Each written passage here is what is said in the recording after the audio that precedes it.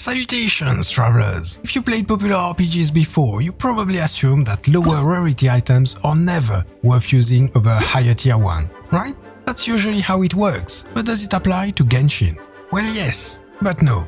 Allow me to elaborate. In some situations, 3-star weapons can outperform even the best 4-star weapons. For the sake of clarity, I'll use a simple example and TLDR. But if you are so inclined, you can verify or adapt the results to your use case by using your preferred Genshin damage calculator or by using the damage formula on screen.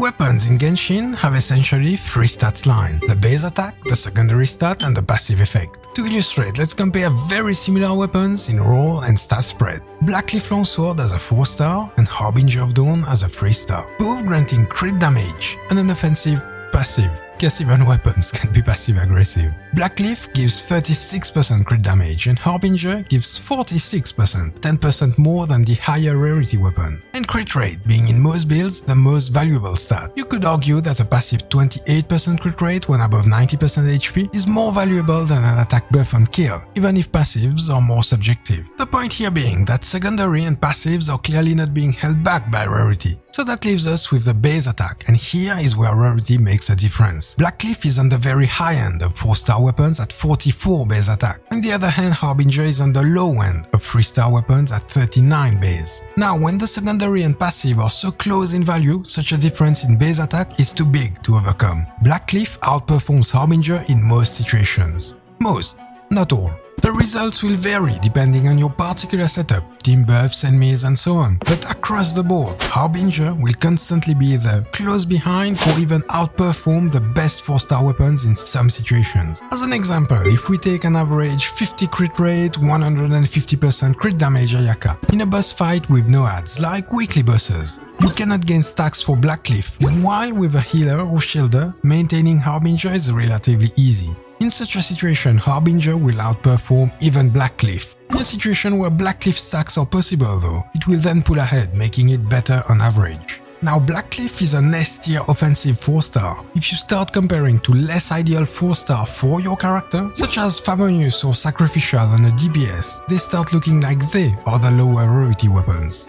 I believe this is enough context, so let's get to reviewing all 3-star weapons. I rank them on a simplified scale going from S rank to B rank. What about the other letters? We won't need them. I'll be going with the Asian ranking system. B already stands for bad. Only ever use these as last resort, because the game won't let you punch stuff with your bare hands.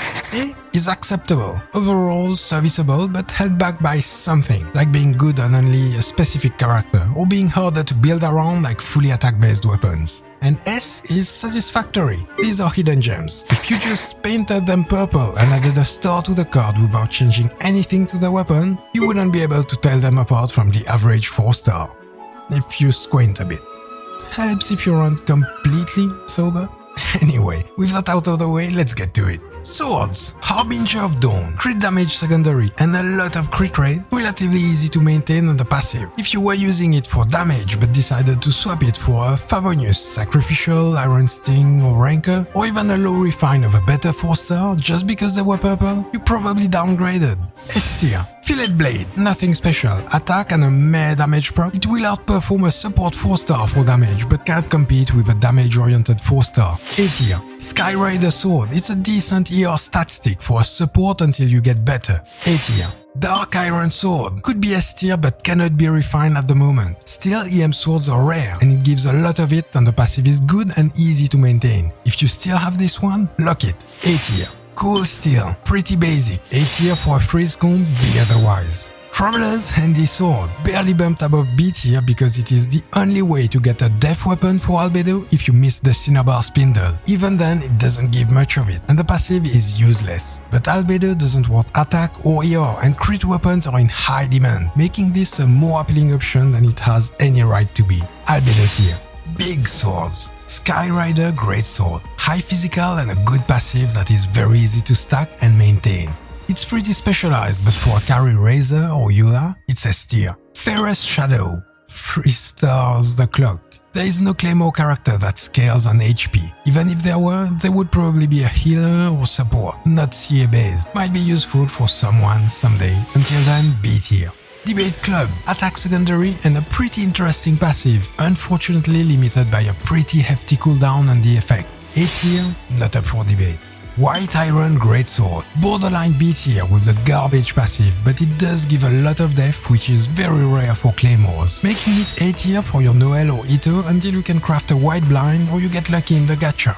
Blood Tainted Greatsword, pretty unique. A tier on the sole virtue of being one of only 2 mastery Claymore and giving more mastery than its 4-star counterpart at the cost of a dramatically low base attack, holding it back from an S tier. If you have C6 Sayu, check this one out. Swords and Sticks, Black Tassel, never fear slimes again with this amazing passive. A tier. Nah, I'm just messing with you. S tier. I'm serious this time. Look, I know it sounds like a joke, but if you're trying to stack HP on your Zhongli, the other only alternative is Homa, a 5-star. So yeah, S tier. Really. White Tassel, S tier. Yes again. You don't believe me. Okay, riddle me this. You have Futao, you don't have Homa. She scales on HP, disastrous attack scaling. This gives crit and a massive 48% normal attack boost. No matter how you run the numbers, it's very competitive and beats most 4-star options. Halberd, another generic attack weapon. The proc is physical, a decent filler for a Fizz Spear user or Shenhe until you get better. A tier. Sword Launchers, Raven Bow. Mastery bows are rare, but this one doesn't give much of it and the passive is very conditional. A tier will work until you can get yourself a Stringless. Recurve Bow, another barely above B tier by virtue of being the only HP bow in the game currently. That said, the passive is completely useless. Still use this on Diona until you can get a Sacrificial or Favonius for her. Messenger and Sharpshooter, 2 variations of the same bow, crit damage and a weak spot passive. The performance between them is very close depending on use case. Of note is the proc on Messenger is physical. For a sniping fun build, S tier, otherwise A. Slingshot, that's a lot of crit, that's not a lot of attack, that's a huge passive boost. All in all, it balances out. The passive is a lot more generous than you might think at first. You will be in the passive range pretty much all of the time as a battle archer. Just don't try to snipe with it. All that said, the low base attack really holds it back. However, it will still far outperform support 4-star bows, so use this for your Yoimiya or DPS Fischl until you can get yourself something better like a Rust. A tier. Also, you should read the lore on this one. Nut Swords, Magic Guide, good amount of mastery, very low base attack, good but conditional passive, decent for your Sucrose until you can craft a Mappa Mare or get a Sacrificial Fragment. A tier.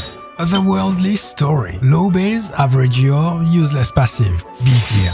Emerald Orb, Mastery Catalyst, higher base than Magic Guide but with half the mastery and a conditional attack buff.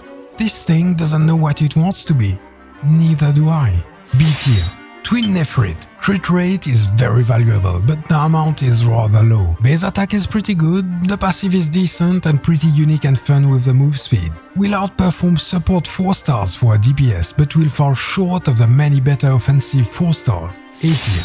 Thrilling Tales of the Dragon Slayers, or how I like to call it, Imagine Dragons. This one is all about the passive, 48% attack boost for 10 seconds on the next character you switch to. The boost is based on the character receiving the buff, not the book holder. This means that even at level 1 and a level 1 Barbara, it will provide a very strong buff for your carry. This is extremely unique and valuable, especially if you're into fancy one-shot clips or big number screenshots.